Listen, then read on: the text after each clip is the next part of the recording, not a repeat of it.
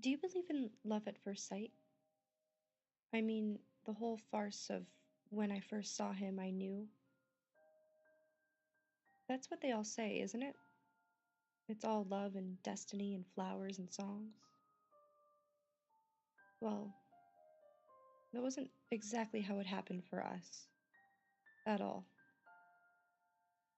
I'm not a lovesick puppy. I hated Rob at first. I was quite scared of him, actually. I had heard a lot of bad things, and I didn't want to get caught up with him. When I saw his familiar figure in the living room of the house I was staying in last year, I was confused, and I tried to excuse myself as politely as possible. Fortunately for me, thanks to some insistent roommates, that wasn't allowed to happen, and I sat down in the horrible brown sofa next to him. The patchy sofa had stains on it that I would never want to investigate. It was about 10 years past its sell date, but I remember the springs digging into my back. I also remember an icy feeling of primal fear collecting at the bottom of my back and slowly picking its way up my spine to raise the hairs on the back of my neck. I tried to stay calm, to concentrate on the odd red marks on the sofa. I reminded myself that all I had ever known about Rob were rumors. He was 5 years older than me, and we had grown up in the same rough city. I'm sure they say stuff about me too. Actually, I don't think that's it, or at least was true. I was quiet and kept myself out of trouble. Nobody had a lot to say about me, not even my family. I was the only child of a single mother who didn't have time to worry about me. This isn't a sob story, though, and a love story. And it wasn't all bad. I had been a lucky student of one of the great science teachers, and thanks to my, as she calls it, natural gift for biology, I was on my way to a free ride at an above average college for an early year. That was the plan, at least. Anyhow, back to Rob. Maybe it was all exaggerated. He never did that to Cindy Myers in the 7th grade. He didn't hurt those football players, and his sister ran away. I would repeat these phrases like a mantra. As I finished off my plate of dried toast next to him, I didn't believe he was good then, but I do now. This was during the summer. I was 16 and should have been having the time of my life. I wasn't entirely sure how I got into this situation, but after an excruciating 30 minutes with Rob, I was allowed back to my private quarters. I was relieved, but couldn't stop thinking about him. Why was he here? And did he have a gun that I could see in his jacket? How could I get away from him next time he came around? I slept badly that night on the rough bed, which felt like concrete, and my shoulder wept in pain as I kept forgetting my wrist was stuck in place, trying to roll over.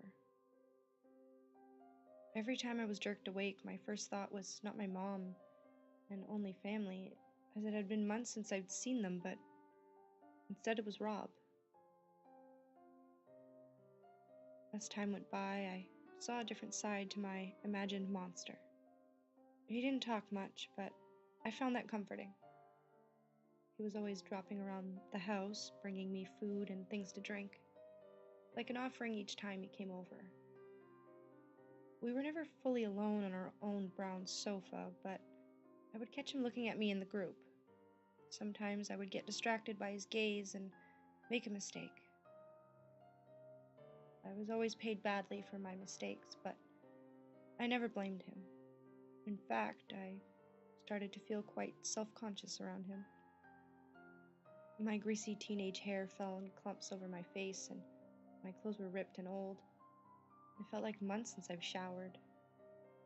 Though I'd lost the baby fat that I'd put on over the last year, and that was a bonus, that could have been explained as Rob's new interest in me. I was definitely falling for him. He brought me a bucket with bath products, and I could have cried.